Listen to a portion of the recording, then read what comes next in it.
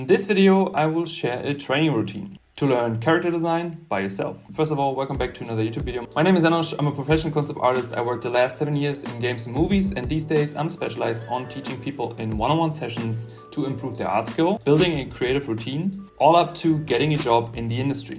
My goal for this video is that you have a better understanding how to practice character design and that you maybe can take my provided plan to adjust it to your own needs. So let's not wait longer, let's jump into the topic. First of all, let's talk about character design. And what do we try to achieve? Character design has a wide purpose among all the other industries. In video games, character design is pivotal to the gameplay experience. You need it for the right immersion and player interaction. Characters need to be visually distinct, relatable, and versatile, and they have to reflect both the narrative and the gameplay mechanics. So designs often involve player engagement. So anything from characters that serve as the player's avatar or companion, and their design directly affects how players feel connected to the game. Functionality. Characters in gaming must align with gameplay mechanics. A warrior character designed to look strong and resilient must also move and act in ways that reflect this. Real-time interaction. Characters need to express emotions,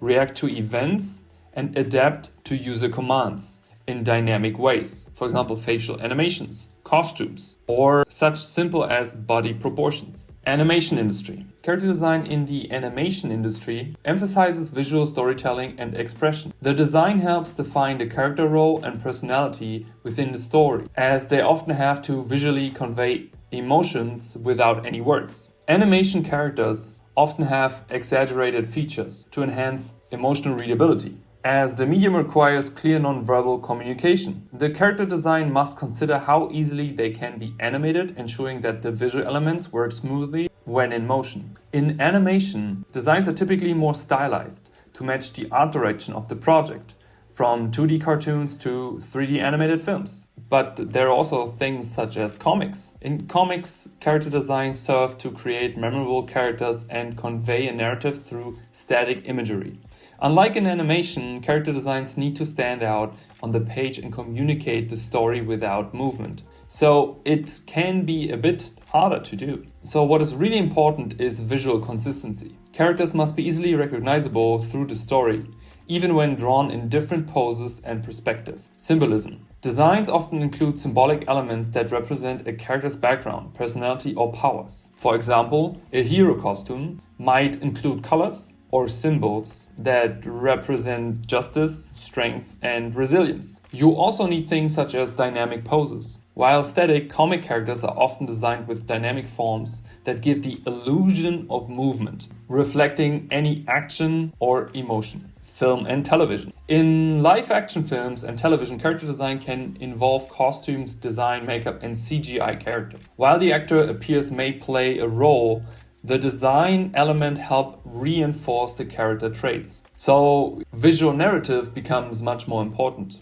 Costumes, makeup, and sometimes digital enhancement create the character's outward appearance, signaling their personality or role within the story. Depending on the genre, characters may need to look realistic, think about any historical fiction maybe, or complete fantastical. When you work in the entertainment industry, there's also something that you have to consider sometimes, which is merchandise and branding. Character design and merchandise focus on creating appealing, marketable characters that can be used in a wide variety of products, from toys to clothing. Thinking about you want to work for a company who's producing such, you should consider to make characters that are marketable. So how do we know that some designs have a marketability? The designs must appeal to specific demographics, often require a balance between uniqueness and mass appeal. There's something that you maybe heard before, which is called brand identity. So think about something as Riot and League of Legends, or the Arcane TV show.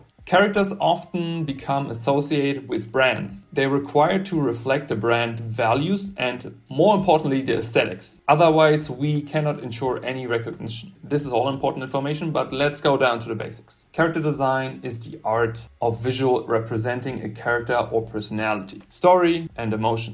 This process ensures that characters' visual identity aligns with their narrative role and emotional depth. There are certain key elements that must be included in a good character design, or in I want to phrase it differently, understandable character design. Personality. The character design should reflect their core traits. For instance, a bold and angular design may reflect strength and assertiveness, while a softer and rounder feature may represent something warm and innocent. Story. A character's appearance often provides visual clues about their backstory, role, or experiences. Details like clothing, scars, or accessories can subtly communicate a character journey and background. This one is something I feel is very often overlooked, especially in the design process of making a character. A character expression or posture and body language can convey their feelings. So if we take all the design on top away and we just take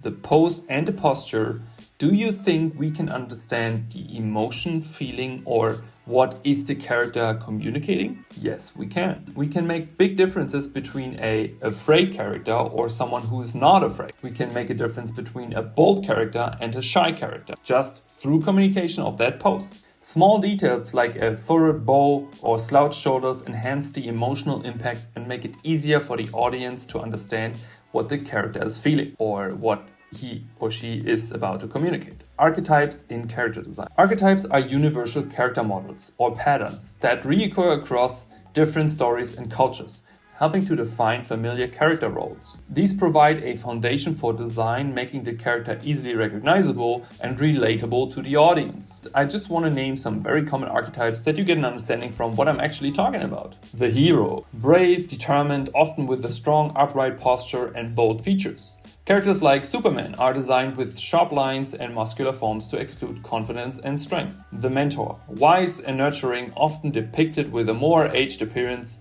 soft facial features, or calming colors to reflect their role as a guide, such as Yoda from Star Wars. The villain. Dark, brooding, or sinister, usually designed with sharp angles, dark colors, or asymmetry to signify danger or chaos. At the end, there are many archetypes, but the important question is, how can we utilize them? Identifying and using archetypes in character design helps quickly communicate who the character is and their role in the story by aligning the character visual design with an archetype. And I want to repeat that.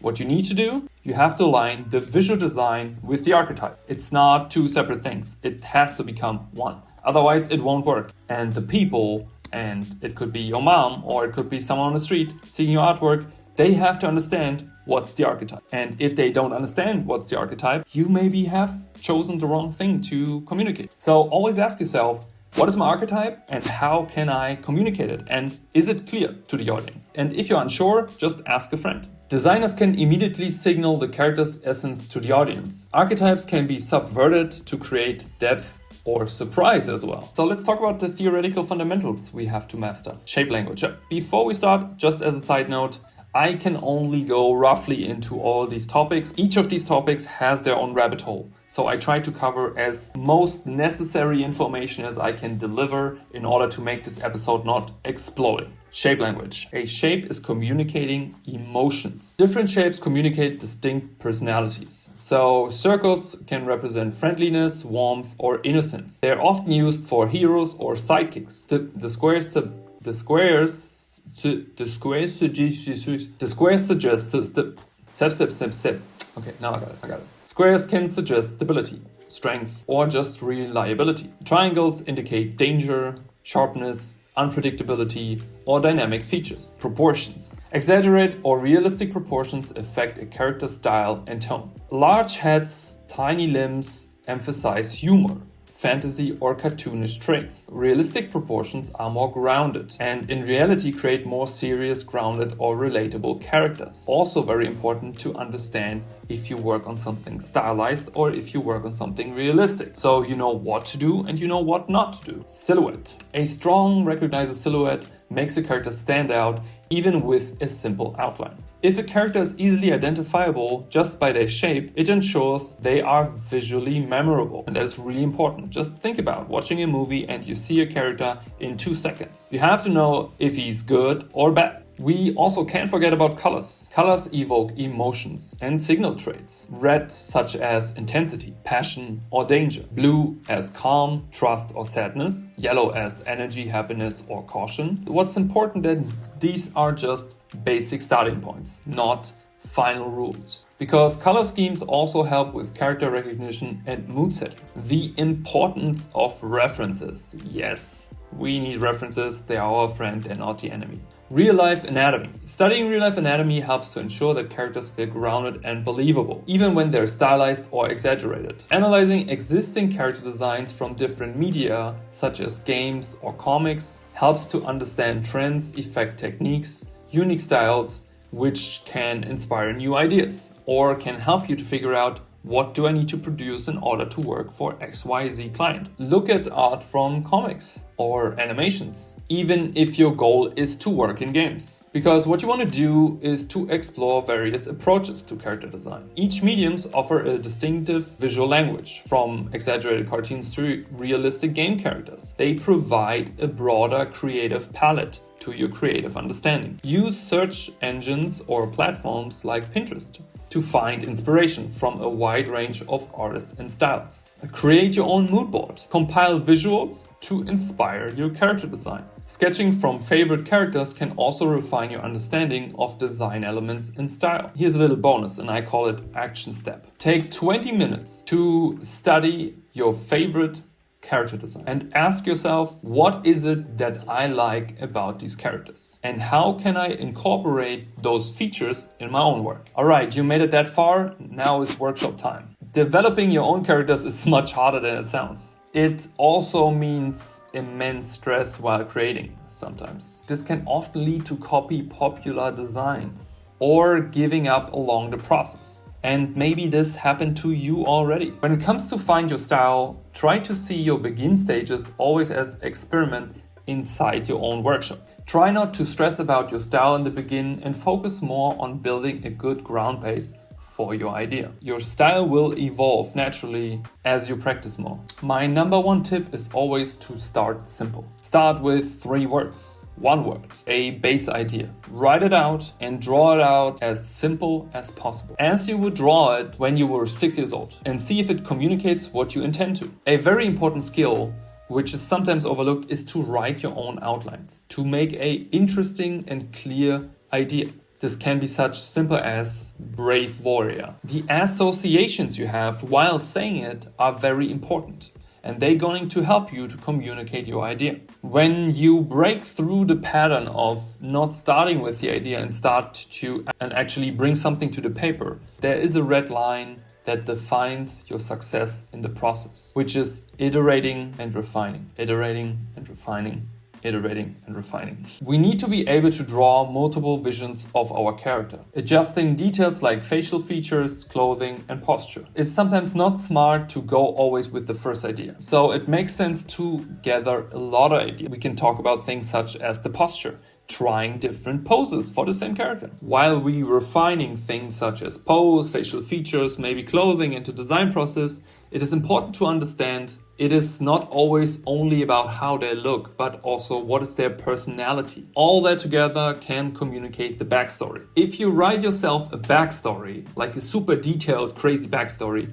in most cases, that's just for you. On a more shallow level, it's important that the viewer understands archetype, personality, posture, angry, not angry, happy, sad, driven, strong, not strong, all these things, right? If you write this hero had a bad childhood and etc., and you go down the rabbit hole, that is all fine, that's all cool. That is there to help you to create. This stuff can be super hard to communicate in just one single design. And here's also another tip, which I really like to do with my students. You can kick off your journey with things such as art challenges. Sometimes you need a little kickstart in life or in character design. Art challenges are a fun way to push creativity or to sometimes also improve quickly. These could be challenges like 1 week, 1 theme, 1 character a day, or create 100 character sketches in 10 days. Or you decide to pick one and take a full week to refine one of these 100 sketches. I really like to do those challenges with my mentorship students from time to time, especially when they reach a stage in their learning curve when they started to master fundamentals. They can focus more on designing actually things and communicating their ideas. Just doing that very focused sometimes can take out a lot of wind from the sail. So to kick off a little bit the energy and make sure that we sharpen our axe every day, then we can start off with these challenges. So what we do is we focus only on producing and the mileage and try not to look back. We do reviews on our designs and we even rate them in order to improve the next one. But since there is a time limit, there is no time for overthinking. And that is the key,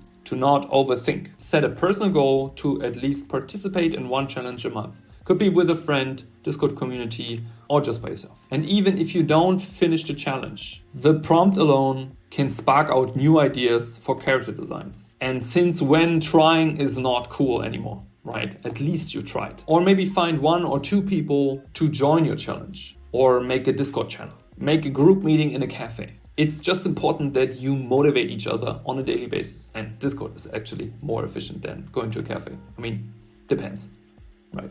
You get the point. By the way, before I forget, the reward for all the YouTube members this month going to be a PDF from this episode with all the important information written out, detailed in there. There will be bonus info. Big thanks to all the members. Thank you for your support. Before we start with the schedule, I want to say it again. That's the schedule I use for myself. It's fully adaptable. Feel free to change it to your own needs. Let's talk about how a full week of practicing character design can look. In a 1 week schedule for beginners, I would recommend starting with a 1 to maybe 3 hour a day. I also want to emphasize that I prefer to work with a periodical day system rather than full weekdays. That means I can build a schedule with a 1 to 7 days without specific Monday, Sunday, or Thursday, because when I miss any day, I don't feel bad of not hitting my schedule. Let's start with day 1, working on the basics. The timeline is 2 hours. Start to study body proportions of stylized anatomies and redraw base forms. The second hour, you should draw 2 torsos from reference and 1 from imagination. And you do the exact same for 3 legs as well. So you draw 2 torsos, 1 from imagination, you draw 2 legs, 1 from imagination. In the third hour, I want you to take the torso from imagination and the legs from imagination and trying to paint them with the references. Try to use the reference to paint the imagination, torso, and leg while utilizing the reference. Day 2, gesture drawing and posing. Draw 30 minutes of gestures from references and then draw 30 minutes gestures from imagination. Focusing on fluid movement, exaggeration, gesture for dynamic characters. In the second hour, I want you to write down an archetype outline. Draw 10 simple poses for the same character archetype. Take the best result of it and push form and shape language as far as you can. Day 3, facial features. In the first hour, I want you to write an outline and then draw 5 different facial expressions for one character. If you write Mad Wizard, then I want you to draw 5 different facial expressions for that wizard. So happy, sad, neutral, angry, scared, whatever. My tip, take photos of yourself. This is not only a lot of fun, but you also get a better understanding on what makes a happy face, what makes a sad face. Spend 30 minutes to draw different facial proportions to see how they affect the character personality. And in the last hour of that day, you choose the best and try to paint this face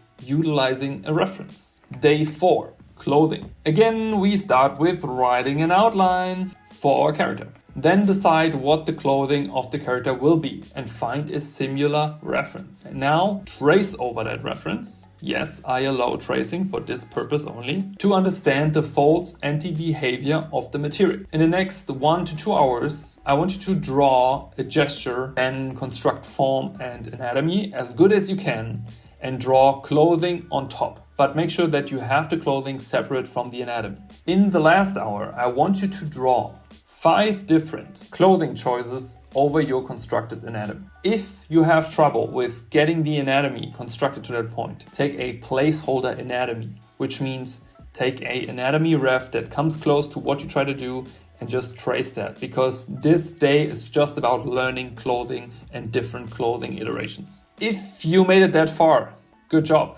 Infamous shoulder tab for you.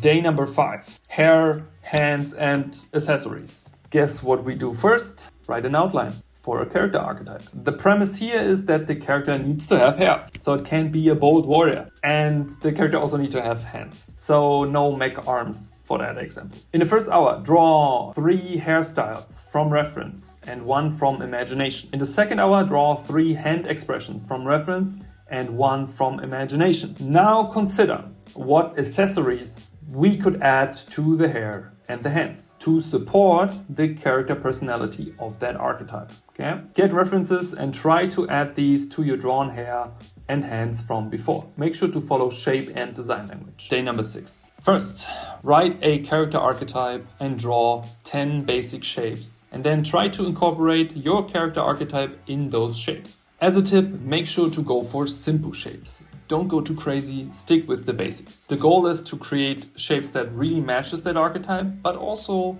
could be contrasty to that archetype. And I'll let you with this. In the next hour, you choose the top 3 of your created character shapes. And I want you to block those with values and colors to try to bring the ideas across. Then take 10 to 20 minutes. Evaluate what iteration brings the idea across the best. Consider things such as theme, archetype, pose, expression, clothing, color, etc. Everything we just talked about. In the last hour, I want you to choose the iteration that brings everything across the best. Scale it up and try to push anatomy, form, shape as far as you possibly can. Make sure that all the elements of your character are readable, because what we always try to chase is clarity. Clarity is king. Day number 7.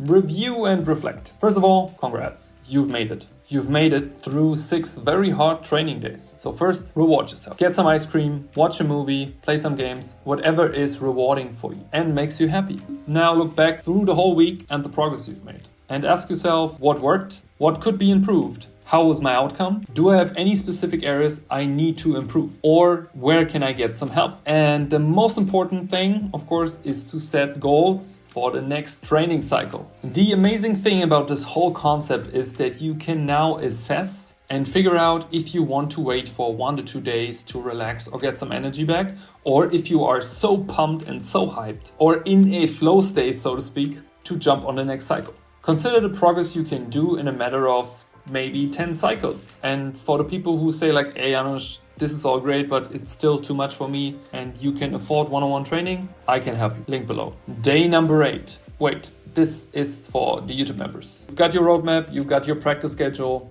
and you also got some fun challenges, suggestions. So there is nothing that can stop you from starting to learn character design now. And if you want more videos like this, make sure to press that button and subscribe. Thanks for watching and see you in the next video. Take care. Bye bye.